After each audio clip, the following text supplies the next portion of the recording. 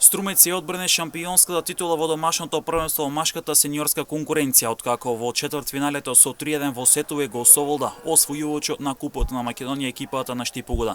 Струмичани освоија 8-та шампионска титула во низ или вкупно 12-та во клубската историја, со што одбојкарите на Струмец ја продолжува доминацијата во македонската одбојка.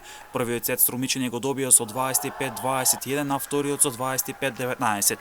Третиот сет го доби Штипогода со резултат од 16-25 и ја врати неизвестноста во спортската цела Парк во Струмица. Во четвртиот сет беше повеќе неизвестно и Штипогода играше до последно да го добие сетот, за да оди на петиот сет, но сепак Струмица го доби сетот со 25-23, така започна големото славие во спортска цела Парк пред домашната публика.